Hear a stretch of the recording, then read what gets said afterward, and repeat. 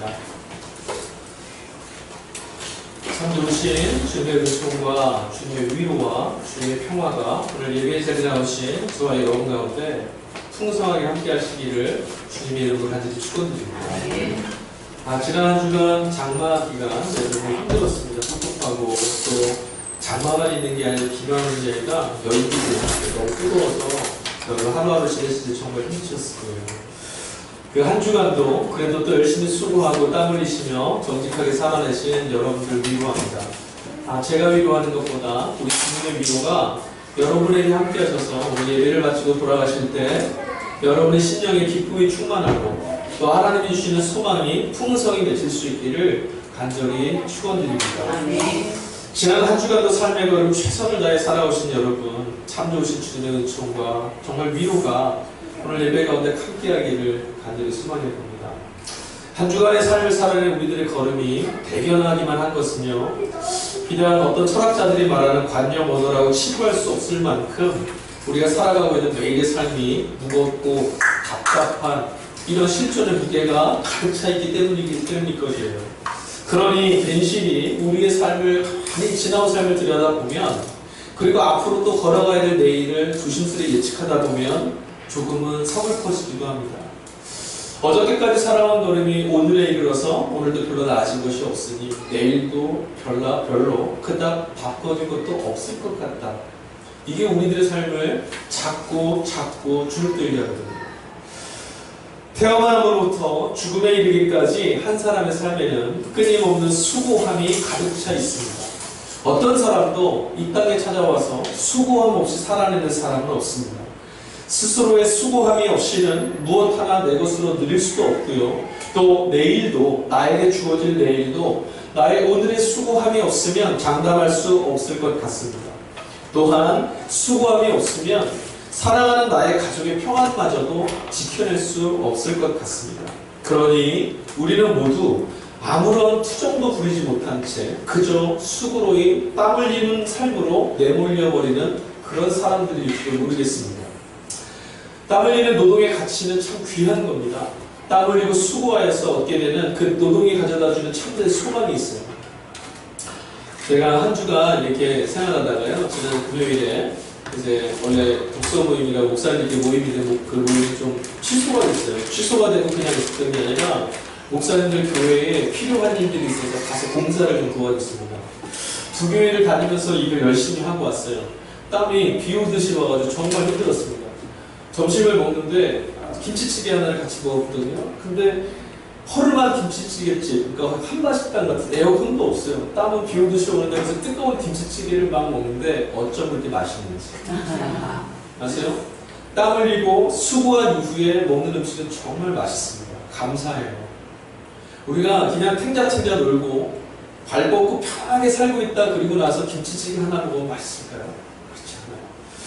노동은 이렇게 참 가치 있는 겁니다. 그런데 그럼에도 불구하고 땀 흘리는 노동의 가치가 가져다주는 기쁨, 그것만은 우리가 말할 수 없는 것은 우리의 삶이 너무 수고롭다는 거예요. 그리스 신화에 보면 많은 신들이 나옵니다. 그 중에 시지프스라고 하는 신이 나와요. 이 사람은 어떤 존재냐면 인간을 위해서 수고하다가 신들에게 노여움을 샀어요. 그래서 형벌을 받는데 지체만큼 커다란 바위를 산 꼭대기까지 계속 밀고 올라갑니다. 올라가면 그 형벌이 끝나는 것이 아니라 그것을 다시 출발했던 곳으로 밀어뜨려요. 떨어뜨리고 내려가서 다시 그것을 산꼭대기로 밀어 올리고 영원토록 그걸 반복하는 거예요. 시지프스는 그 벗어날 수 없는 매일의 수고함 가운데 형벌을 받습니다. 그런데 가만히 들여다보면 신화에 나오는 시지프스처럼 우리들의 인생도 어제도 수고하고 오늘도 수고하고 내일도 수고해야만 하는 이 무한히 반복되는 무엇에 갇혀있는 것 같은 생각이 들어요. 그래서 때로는 막 서글픕니다. 그래서 때로는 어떤 사람들을 부러워합니다. 흙수저가 금수저 부러워하는 것, 바로 그런 거 아니겠어요? 무한히 반복되는 수고로부터 이탈되는 어떤 사람들을 우리는 부러워해요. 과연 우리들의 이 시작도 할 수 없고 끝도 알 수 없는 이 수고로운 인생의 삶이 벗어날 수 있을까? 이 걸음이 멈추어질 수 있을까? 이거는 우리 모두의 질문이기도 하겠죠. 분명한 것은 우리가 오늘 살아가고 있는 이 땅은 어떤 곳이 되었든지 어느 곳이 되었든지 천국은 확실히 아니라는 거예요. 여러분, 우리나라 말고요, 요즘 이민 가고자 하는 사람들 참 많습니다. 그렇죠? 다른 나라로 이민 가려고 하시는 생각, 혹시 이 중에도 이민 가시려고 하시는 분 계실지 몰라요. 말씀하고 미리 제가 예측하고 준비할 수 있게 하시고 가셔야 돼요. 오늘 갑자기 안 나타나는 이민 가 있으면 저 충격받습니다. 저도 예전에 이민 가고 싶었어요. 이민병이 걸려서 나 이 땅에서 못 살겠어. 나 정말 자유가 기다린 땅으로 가서 마음껏 살아볼 거야. 근데 그게 한 번 마음에 들어오니까 병이 걸려서요. 아무것도 못하겠다. 다 불만족스러워요. 다. 그냥 내 마음은 딴 나라가 있어.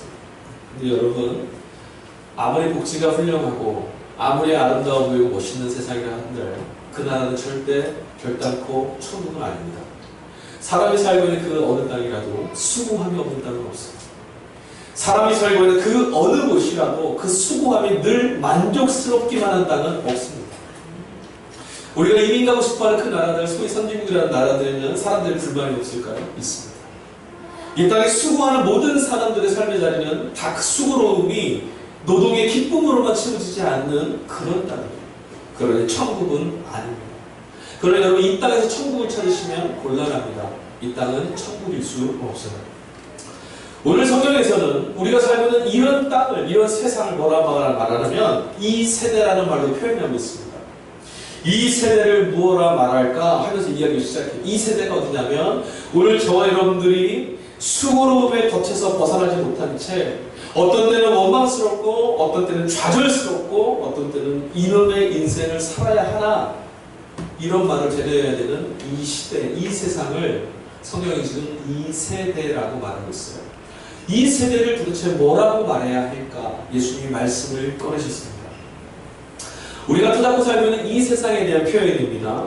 끊임없이 우리의 수고를 강요하고 수고하지 않고서는 아무것도 할 수 없고 아무것도 누릴 수 없다라고 말하는 시대, 바로 이 세대입니다.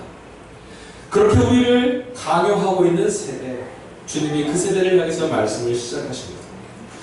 여러분은 자유로운 분들이십니까? 여러분들은 오늘까지 살아가시면서 여러분들이 여러분의 인생의 삶의 주도권을 잡고 살고 계셨습니까? 여러분의 지나온 삶을 돌아보셨을 때 나는 내 인생을 나의 선택과 나의 자유를 통해서 살아냈다라고 말씀하실 수 있었습니까? 많은 이들이요, 내 인생은 나의 것이야 라고 내 마음대로 살아볼 거야 라고 생각하며 삽니다. 정말 그렇게 사는 것처럼 보이는 사람도 있습니다. 그러나 사실상 잘 들여다보면 스스로 선택하고 스스로 자유롭게 살아가는 사람은 없습니다. 선택을 강요받습니다. 누구나 마찬가지입니다. 어떠한 선택을 내가 선택하는 게 아니라 이것밖에는 선택할 수 없는 길에 내몰려서 결국은 거기서 선택해야만 합니다. 학생들이 그래요. 나는 여러 가지 직업 중에 이것을 선택할 거야. 그거 정말 자유인가요? 아닙니다. 우리 더 자유로운 많은 것들을 꿈꿀 수 있지만 이 세대는 우리가 다른 것 하지 못하게 합니다. 그것과 그것 중에 하나를 택해야만 합니다. 여러분의 자녀가 여러분들에게 나 나중에 커서 이 다음에 이런 직장을 가질 거야 라고 말할 때 여러분이 그래, 네 인생은 네 거야, 네가 선택해 라고 말씀할 수 있겠어요? 못해요. 엄마, 아빠 나 있잖아, 이 다음에 커서 선생님 될래, 의사 될래, 판사가 될래, 법관이 될래. 그래, 네 마음대로 해. 너의 자유야. 그때는 그 말이 되지만 아빠, 엄마 나 있잖아, 길거리 춤추기 너무 좋아. 길에서 막 춤추면서 살을래. 아빠, 엄마 나는 여행 다니는 사람 너무 좋은 것 같아. 그냥 평생을 여행 다니고 살 거야. 그래, 네 자유야. 그때는 그런 말이 안 나오죠. 너 정신이 나갔구나. 내가 너한테 그런 말 들으려고 널 키운 게 아니? 직장도 마찬가지입니다. 여러분 열심히 땀 흘리고 수고하시는 데 가서 노동의 흔적에 그 시끄럽게 쓰시는데 나는 이것이 참 좋아서 선택해서 나 이렇게 살고 있어? 아니요. 그것밖에 선택할 수 없었습니다. 우리 다 내버려 살고 있어요. 그러니까 이 말을 다르게 표현하고 강요받으며 살고 있습니다. 어저께까지 우리의 삶은 다 강요받았어요. 그래서 우리에게 자유가 없고, 그래서 살아온 시간이 자꾸 수고로움이 짐처럼 느껴지고 무겁고 괴로워요. 아마 우리가 선택했다면, 우리가 선택해서 스스로의 삶을 영위해 가는 거라면 아마 이 수고로움은 결코 수고로움이 짐처럼 여겨지는 그런 건 아니고, 나는 열심히 살았노라고, 나는 어저께까지 걸어가는데 내 인생의 가치를 발견했노라고 그렇게 말하실 수도 있을 거예요. 태어나면서 죽을 때까지 우리들의 선택은 어찌할 수 없이 강요된 그런 것들 뿐입니다. 그것을 잘 들여다볼 수 있으면 오늘 우리에게 강요된 이 삶으로부터의 벗어나 이 강요로부터의 자유를 꿈꿀 수 있게 됩니다. 짊어져야 하는 무거운 짐까지 오늘 우리들에게는 올려져 있어요. 강요만 되는 게 아니라 그냥 강요에 대해서 그 길을 걸어가면 되는 게 아니라 거기다 우리의 무게를 감당할 수 없을 만큼의 짐이 턱하니 올라갑니다. 여러분, 우리 모두는 다 저마다의 짐을 짊어지고 있어요. 각자의 짐. 그것이 어떤 때는 감당할 수 있을 만하면 그래도 시원스럽게 걸어가고, 어떤 때 이 짐이 너무 무겁다 느껴질 때는 절망과 좌절과 한숨이 막 나옵니다. 무거운 짐을 짊어지지 못하게 되면, 강요를 감당하지 못하게 되면, 그래서 무너지게 되면, 그래서 쓰러지게 되면 철저하게 배제되고 소외시키는 것이 오늘 우리가 사는 이 세대입니다. 나오는 일을 뒤돌아보며 혹은 그를 기다려주지 않는 것이 이 세대입니다. 강요하는 것에는 익숙하고 무거운 짐을 짊어주는 데는 익숙하지만 그 짐을 짊어지지 못하거나 강요되어지는 대로 걸어내지 못하는 사람을 결코 기다려주지 않는 것이 이 세대예요. 그러니 우리가 이 세대에서 답을 찾아서 강요하는 데는 열심히 하고 살아보겠다, 짊어지는 짐을 다 짊어져 보겠다, 그것을 통해서 행복을 발견하고 만족하겠다, 절대로 발견할 수 없습니다. 경쟁과 갈등 속에서 탈락한 이들 동일하게 대우하는 것을 부정의라고 말하는 것이 우리가 사는 세상입니다. 사실은 이런 생각은 이미 우리들 안에도 보편적으로 뿌리 박혀져 있습니다. 힘없는 사람, 경쟁에 탈락한 사람, 낙오된 사람, 그런 사람들하고 경쟁을 잘한 사람, 이겨낸 사람, 짐을 잘 짊어진 사람 똑같이 대우하는 것, 여러분들 그거 정당하다고 생각하세요? 여러분들 아마 그렇게 생각 안 하실 거예요. 질문 드려볼까요? 외국인 노동자하고 한국인 노동자의 품삯은 다릅니다. 그렇죠? 똑같은 시간을, 아니 더 많은 시간을 노동해도 품삯은 형편없이 작습니다. 비정규직 사원하고 정규직 사원하고 급여가 똑같나요? 다릅니다. 대학을 나온 사람과 대학원을 나온 사람, 유학을 갔다 온 사람과 고졸 출신자들의 품삯도 다릅니다. 남자와 여자도 차별됩니다. 여러분들 그러나 이것들을 너무나 당연한 것이라고 생각하며 살아오지 않았습니까? 그렇지 않으세요? 대학원 나온 사람하고 고등학교 나온 사람 같이 여기 노동을 했습니다. 8시간 같이 근무했습니다. 여러분 품삯을 똑같이 준다면 여러분들 아마 이렇게 말할 수 있어요. 어떻게 똑같이 평가해요? 그것이 우리가 이 세대의 정의관에 이미 뿌리 박힌 편견을 갖고 있다는 증거예요. 6시, 9시, 11시, 11시에 나와서 일하러 온 이들을 모두 동일한 품삯을 쥐어주는 곳이 있습니다. 없는 사람, 낙오된 사람, 동일한 선에서 출발할 수 없었던 어떤 사람들, 동일한 곳에 출발했지만 10걸음도 못 가는 사람들, 그래서 주저앉을 수밖에 없는 그런 사람들에게도 모두 차별 없이 동일하게 대해주는 나라가 있어요. 이 나라는 우리가 사는 나라가 아닙니다. 이 나라는 우리가 어디론가 이민 가고 싶은 그런 나라도 아닙니다. 이 나라는 바로 신약성경 마태복음 20장에서 예수님이 말씀하셨던 하나님 나라입니다. 그것이 하나님 나라예요. 하나님 야훼의 선택받은 민족이라고 자부심을 갖고 살았던 민족이 있습니다. 바로 유대인입니다. 그들은 하나님이 모세를 통해서 주셨다고 전해졌던 율법, 그 율법을 하나님의 말씀으로, 하나님이 이곳 가운데 함께 계시는 경험으로 여기며 살아갔던 사람들이에요. 그러니 그 율법을 잘 지켜내는 것이 그들이 하나님 백성이라는 정체성입니다. 그 율법을 잘 지켜내야 하나님이 우리와 함께 계신다는 증거가 된다고 여겼던 사람들이에요. 유대인들은 하나님 말씀을, 그 율법을 지켜냈느냐 안 지켜냈느냐를 가지고 너는 유대인이냐 아니냐를 판단을 했습니다. 하나님 말씀을 잘 지켜냈으면 너야말로 하나님 백성이다. 하나님 말씀을 잘 안 지켰으면, 못 지켰으면 너는 하나님 백성이 될 자격이 없다 라고 말했던 민족이에요. 그들의 삶은 온통 하루 시작부터 하루가 끝날 때까지 온통 율법을 얼마나 지켰는가에 대해서만 관심을 쏟았어요. 진지 규정에서 어긋나기라도 헐라치면 부정하고 범죄한 자로 낙인이 바로 찍힙니다. 공동체가요, 공동체의 낙인이 없더라도 개인적인 신앙으로 자신은 실패하였다, 자신은 하나님께 버림받았다, 이렇게 자신을 스스로 낙인 찍고 자신을 형벌로 끌고 가는 것이 유대인들의 신앙이었습니다. 지나친 규정과 규율, 그리고 엄격한 적용이 가져다 주는 게 뭔지 아세요? 사람에게 강박증을 갖다 줍니다. 강박증. 이 강박증을 유발시키는 것, 이것이 바로 그들의 신앙이었습니다. 그들의 신앙과 삶은 늘 공격적이었어요. 강박증이 있었거든요. 이걸 지켜야만 하나님 백성이고 못 지키면 탈락합니다. 못 지켜서 탈락하면 하나님 야훼의 전능하신 구원의 손에 붙들려 있을 수 없습니다. 그래서 그들은 강박증을 갖고 율법을 지켜내려고 몸부림칩니다. 마치 우리 부모님이 내가 공부 열심히 하고 말씀 잘 듣고 무조건 네 이렇게 하지 않으면 내가 쫓겨날지도 몰라, 내가 우리 집의 자녀가 될 수 없을지도 몰라라고 생각하는 아이와 같아요. 아니요, 야단은 맞을지었죠. 그래도 내 새끼 아닙니까? 그런데 유대인들은 그렇게 생각하지 않았어요. 우리가 이걸 못 지키면 하나님 우리 아버지가 될 수 없습니다. 우리는 버림받는 거예요. 그런데 그것이요, 자신에게만 해당되지는 않았어요. 자기 옆에 있는 사람에게 그것들을 들이댑니다. 저 사람은 이것도 못했어, 저 사람은 저것도 못했어, 너는 하나님의 백성이 될 수 없어. 그리고 어떤 사람들을 들어봅니다. 야, 저 사람은 대단해, 저 사람은 거룩해, 저 사람은 성결해, 저 사람은 대단해. 그럼 나는 언제나 누구 편에 있어야 됩니까? 그 사람들이. 조금만 율법을 지켜내지 못하거나 실패한 사람, 혹은 애초에 율법의 기준에 부합하지 못하는 출신 성분을 가진 사람들도 있었는데, 그들의 사랑은 단호하고 그들의 사랑은 차별이 있었습니다.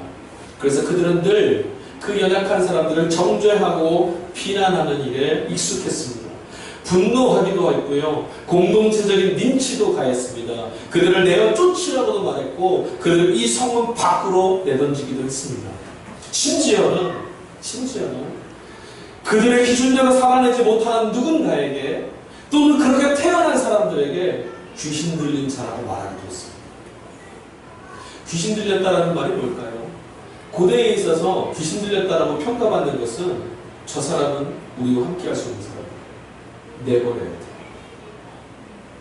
그렇게 낙인 찍어서 공동체에서 격리시켰던 것도 이들이 했던 것입니다. 연약한 사람, 힘이 없는 사람, 탈락한 사람을 대하는 그들의 신앙적 강박증은 늘 잔인했고, 그 잔인한 폭력적인 신앙에 노출됐던 사람들이 갈 곳은 없었습니다. 하나님 야훼가 이 민족을 사랑하고 이 민족의 신이라고 말했지만, 전지전능하고 자비로우신 하나님의 사랑을 그들은 경험할 길이 없었어요. 늘 버림받아 있었어요. 오늘 본문에서 마태는 예수님께서 이렇게 말씀하셨다고 말합니다. 바로 그들을 향해서, 바로 그렇게 살아가고 있는 사람들을 향해서, 그런 신앙에 경도되어서 살아가고 있는 유대인들을 비유로 이 세대는 이렇다라고 말씀하셨다는 거예요. 그게 오늘 16절, 17절에 나오는 말씀입니다. 이 세대는 마치 피리를 불고 잔치를 차려도 춤추지 않고 슬피 울어도 가슴을 치며 통곡하지 않는 그런 장터에서 놀이하는 아이들 같다, 이렇게 주님이 말씀하셨던 거예요. 이런 내용이에요. 시장터에서 아이들이 놀이를 합니다. 놀이를 하는데 잔치집 놀이를 해요. 그러면 막 노래, 피리도 불고 노래도 하고 막 그러잖아요. 축제니까. 근데 어떤 아이가 옆에서 이러는 거죠. 슬피 울고 있습니다. 관심 없어. 난 지금 슬퍼. 또 아이들이 놀이를 다시 바꿨어요. 그런데 초상집 놀이를 합니다. 초상집 놀이를 하면 뭐 해야 돼요? 꼭 해야죠. 예. 아이고 해야 돼요. 아이고. 근데 어떤 아이는 거기서 같이 놀지 않고 뭐 하는 거야? 재미없어. 관심 없어. 근데 늘 뭐해? 그리고 혼자 막 딴처럼 그래요. 그럼 놀이가 돼요? 안 돼요? 안 되죠. 초상집에 가서 잔치집 놀이 하려고 하고 잔치집 놀이에서 통곡을 하고 있다면 함께함은 성립될 수 없습니다. 예수님이 보셨을 때 이 세대가 딱 그런 세대라는 말이에요. 공감하지 못하고 소통하지 못하는 이들이 있는 이 세상은 결코 하나님 나라 아니라는 거예요. 니들이 아무리 야훼 하나님 신앙을 갖고 이곳에 있어도 너희들은 하나님 나라를 살고 있지 않아. 그런 곳에는 갈등이 있고 그런 곳에는 좌절과 슬픔이 머물 수밖에 없다라고 말씀합니다. 세례요한이 예수님이 앞서 요단강에 나와서 세례를 베풀었습니다. 그럼 세례요한이 말했죠. 회개해라. 하나님 나라 가까이 왔다. 너희들 이렇게 살면 안 된다.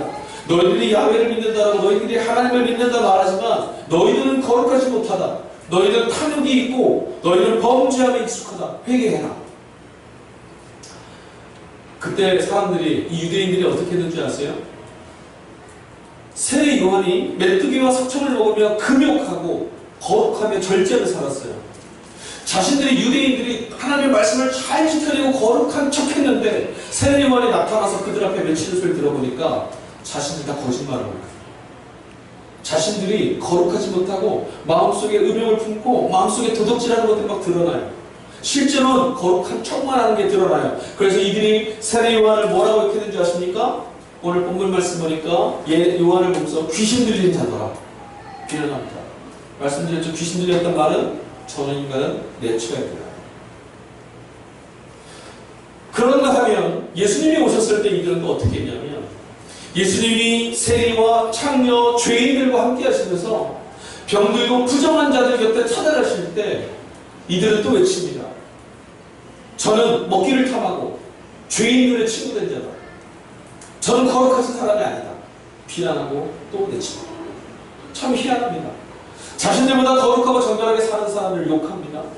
자신들보다 하나님의 말씀에 더 통달하여서 자유를 누리고 사랑을 실천하며 하나님 나라 백성답게 살아가고 있는 예수를 보면서도 이들은 또 비난합니다. 이게 유대인들이었어요. 그것을 보고 예수님이 말씀하신 거예요. 저들은 피리를 불어도 춤출 줄 모르고 슬피 울어도 통곡할 줄 모르는 사람들이에요. 오로지 자기들 뜻대로만 사는 사람들. 유대인들의 이런 모습이 마치 오늘 우리 세대의 일면과 비슷해 보이지 않습니까?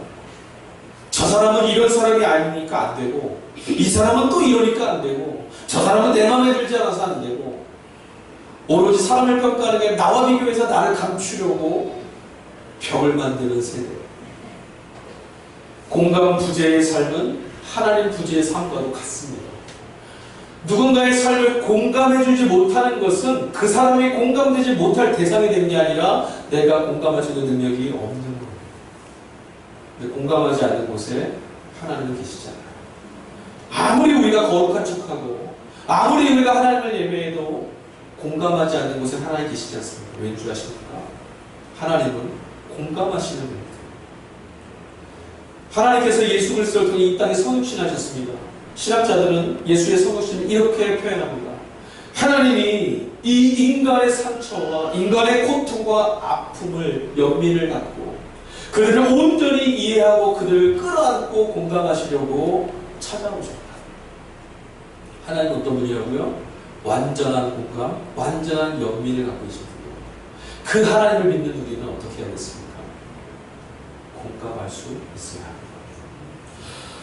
예수님은 짧은 33년의 삶을 살다가 이 땅에서 사라지셨습니다. 하늘로 올라가셨습니다.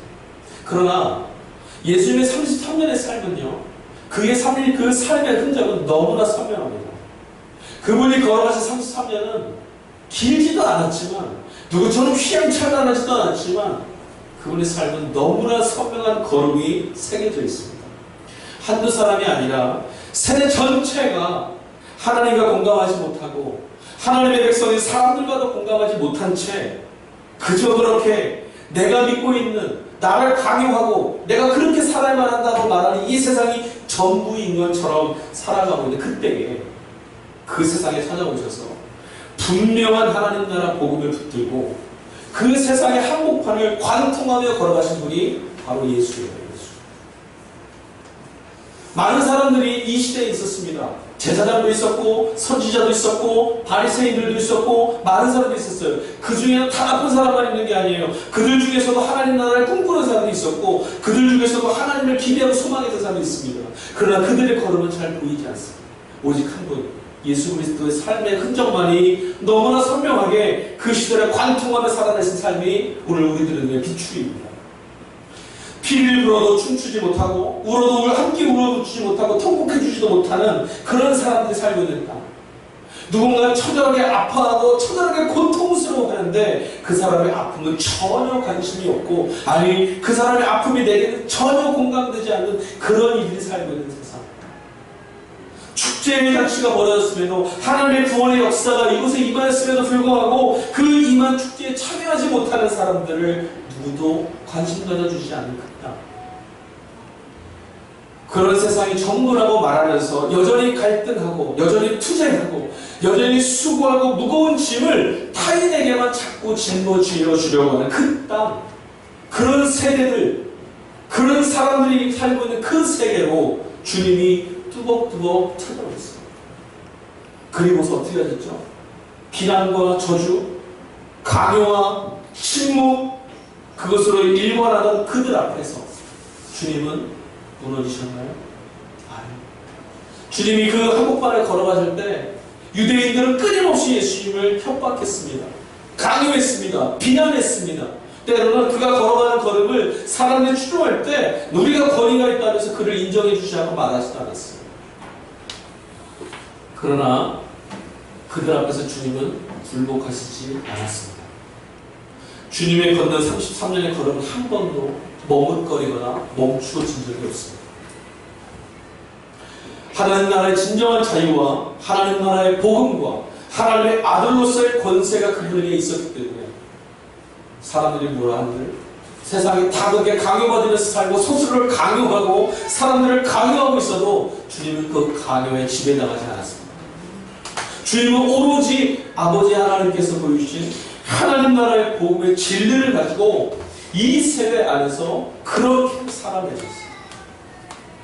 그리고 그 세상에서 하나님 나라에 속하여 있는 사람처럼 그렇게 숨쉬고, 그렇게 걷고, 그렇게 일하고, 그렇게 사람을 만나고, 그렇게 사람을 대우해주고, 그렇게 사역하심으로 그들의 이 세대의 세계와는 너무나 선명하게 다른 하나님 나라를 살아내셨습니다. 마치 그런 것 같아요. 돼지들이 잔뜩 살면서 뒹굴거리고 있는 그 돼지 위에 고결한 어떤 사람 하나가 다 서 있는 것처럼, 나는 흙탕물도 묻히지 않고 뒹굴거리지도 않고 깨끗하고 고결하게 살겠노라고 작심하고 사는 것처럼 예수님은 그 세계 안에 살고 있었지만, 강요하고 짐을 지우는 세계 가운데, 폭력의 세계 가운데 살아내셨지만, 예수님이 사신 삶은 그 세계의 가르침이 아니라 하나님 나라의 삶으로 사셨다는 겁니다. 어둠 가운데 빛이 있으면 아무리 감추려 해도 빛은 드러납니다. 그런 것처럼 예수님의 삶은 이 세대의 삶에서는 너무나 눈에 띌 수밖에 없는 삶이었어요. 복음서 안에, 성경 말씀 안에 드러난 예수님의 삶을 잘 보십시오. 얼핏 보려 하여도 그가 걸어간 삶은 너무 다릅니다. 너무 다릅니다. 세상의 목소리, 이 세대의 외침은요, 타박하고 강요하고 비난하고 진지우는 거친 소리입니다. 이 세대의 목소리는 친절하지가 않습니다. 이 세대의 목소리는 왜 그것밖에 못하냐고 나무랍니다. 이 세대의 목소리는 그렇게밖에 살지 못하냐고 비난합니다. 이 세대의 목소리는 그렇게 살면 망한다라고 협박도 합니다. 이 세대의 목소리는 너만 잘났느냐고 핀잔하기도 합니다. 그래서 누구나 그 앞에서는 주눅이 듭니다. 그래서 그 협박과 위협과 그 두려움 앞에서 사람들은 그들의 강요에 무릎을 꿇고 그 강요에 이끌리며 살아가기도 합니다. 그러나 하나님 나라를 살아내신 예수님의 목소리는 다릅니다. 오늘 우리에게 전하여지는 예수님의 음성을 한번 들어보십시오. 수고하고 무거운 짐진 자들아, 다 내게로 와라. 내가 너희를 쉬게 하리라. 여러분, 세상에서 이런 음성을 들어보셨습니까? 세상은 우리에게 말하잖아요. 와서 수고해라. 가서 무거운 짐을 짊어져라. 오늘 이만큼 짊어졌으면 내일 더 많이 짊어져라. 그래서 걷지 못하면 왜 그것밖에 못하냐? 넌 끝났다고 말하잖아요. 근데 오늘 주님 뭐라고 말씀하십니까? 수고하고 무거운 짐진 자들아, 다 내게로 와라. 그리고 이제 쉬어라. 세상과 달리 주님은 책망하거나 비난하지 않습니다. 우리의 어제가 어떤 모습으로 살아온 걸음이었는지 묻지 않으십니다. 한참을 정신없이 잘못된 걸음 걷다가 결국 뒤돌아보니까 엉망진창인 인생. 그래서 세상에 나를 다 포기하고 그저 아무 말도 없이 나를 그렇게 버려둘 때 저 건너편에서 들리는 음성 하나가 있습니다. 괜찮다. 돌아와. 세상에서 너를 아무리 버리고 너를 나쁜 놈이라 말하고 너는 끝났다 말해도 괜찮다. 돌아오라. 누가요? 어머니가 그렇게 말씀하셨어요. 가끔 가다가 우리 뉴스에서 사고를 좀 접합니다. 군대 갔다가 탈영한 친구들이 있어요. 왜 이렇게 심약하냐고 비난할 수도 있지만 그것은 참 힘들었을 거예요. 그러니 나갔겠죠.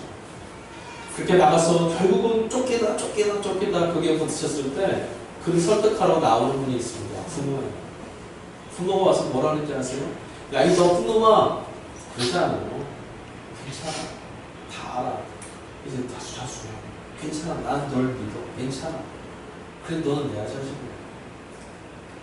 저는 이 마태복음 오늘 본문의 말씀, 수고하고 짐진 자들아 다 내게로 와라 이 주님의 음성을 들으면 괜찮아.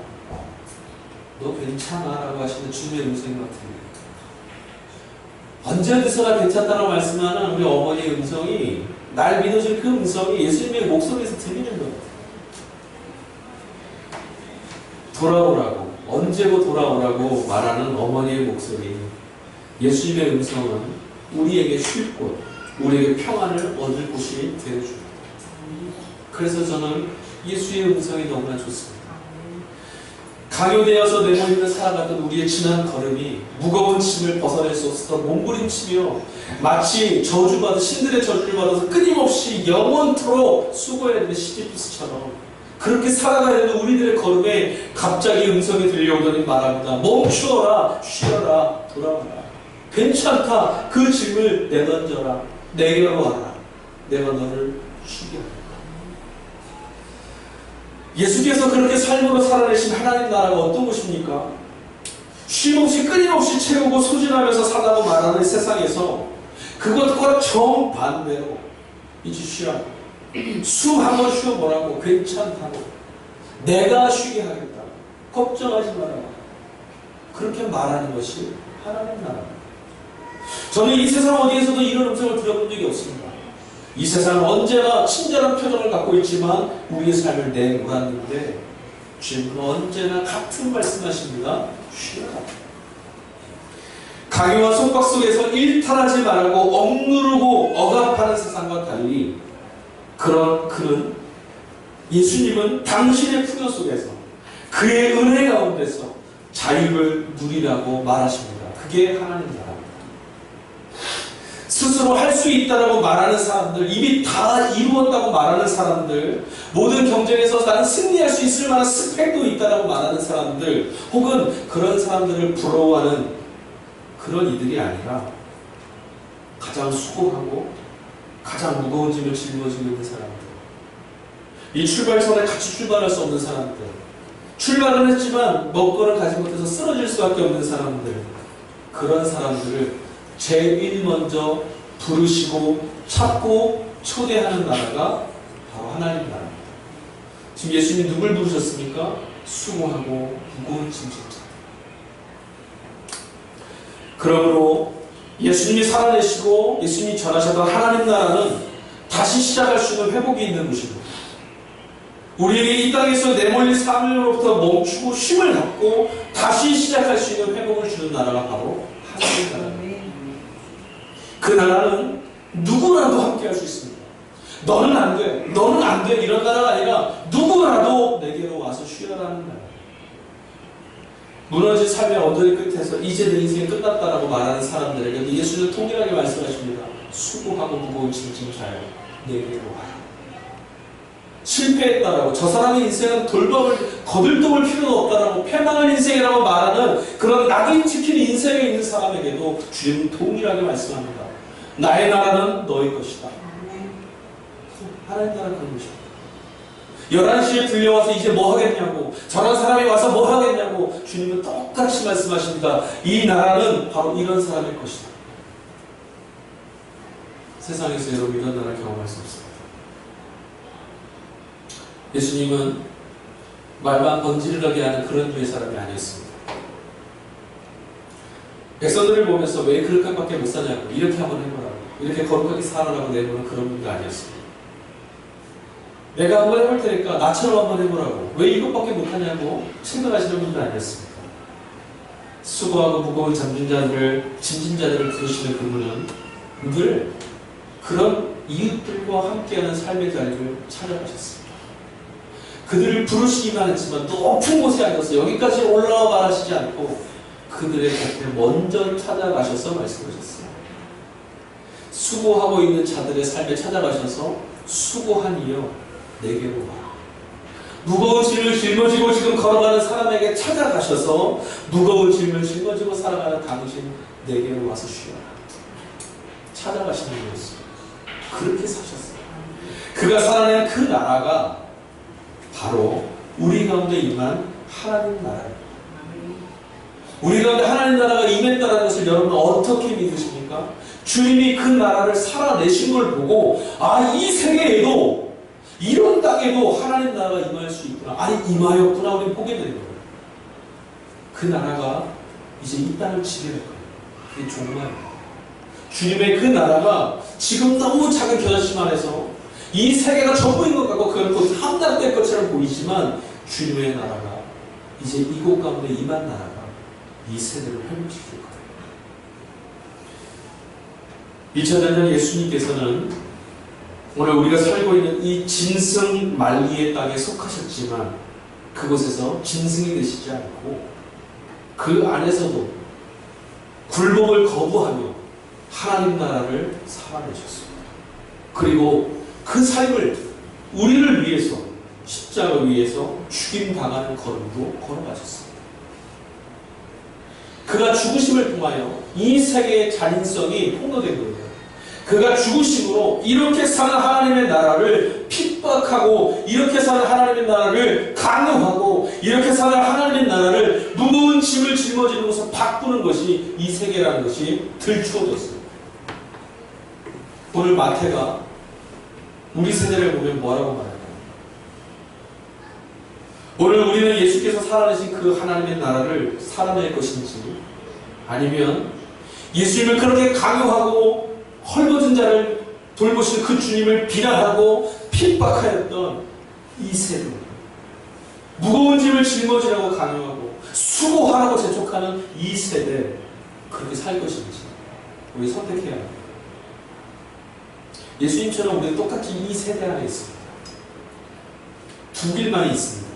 이 세대 안에 살면서 이 세대처럼 살 것이냐, 늘 수고하고 무거운 짐을 짊어진 채 내몰려 살 것이냐, 아니면 이 세대에 살고 있지만 이 세대에 살면서도 하나님 나라를 들추어내셨던 예수처럼 그렇게 살 것이냐. 이 몫은 전적으로 저와 여러분에게 남겨졌어요. 선택하셔야 합니다. 선택하셔야 합니다. 하나님의 나라는 우리에게 갑자기 주어진 나라가 아니라 살아내는 선택 가운데 있는 나라입니다. 여러분, 오늘 예배를 드리신 여러분, 오늘 하나님의 백성이라고 이곳에 나오셔서 말씀을 들으신 여러분, 이 세계에, 이 세대가 여러분을 강요하고 짐을 짊어지는 것에서부터 하나님의 말씀, 주님의 음성을 들으시고 나도 짊어지지 말고 남에게도 짊어지지 마십시오.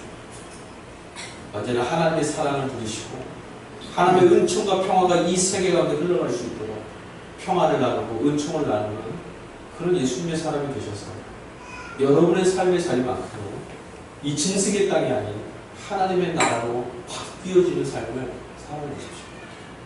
여러분의 삶, 여러분의 가정, 여러분의 함께 땀 흘리는 그곳이 하나님의 나라가 될 수 있도록 여러분 선택하시고 살아내십시오. 굴복하지 않고 예수님처럼 이 세대를 관통하며 걸어가십시오. 여러분을 강요하는 것들이 있을 때 뿌리치십시오. 예수께서 도와주실 겁니다. 여러분에게 짐을 지우는 세대 가운데 여러분 굴복하지 마시고 짐을 내려놓으십시오. 예수님은 말씀하십니다. 쉬어라. 우리는 하나님의 자녀입니다.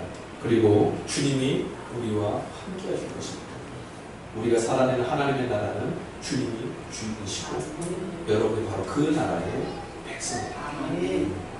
다음 한 주 하나님 나라 백성을 살아내시는, 그렇게 살 수 있도록 주님이 도움 주시고 은총 베푸시는 한 주간의 삶이 되기를 주 예수 그리스도 이름으로 간절히 축원합니다. 기도하겠습니다.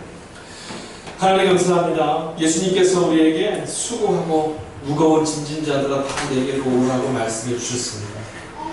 이 말씀이 좋아서 드디어 쉴 수 있어서, 드디어 평안할 수 있어서, 드디어 안식할 수 있어서 주님 앞에 나왔습니다.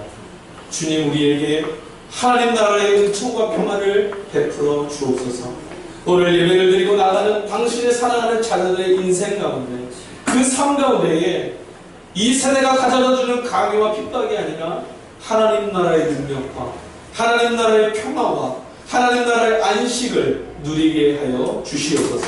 감사합니다. 우리를 하나님 나라 자녀 삼아주시는, 또 그렇게 주님의 자녀로 회복시켜 주신 거룩하신 예수 그리스도의 이름으로 감사하며 기도하였습니다.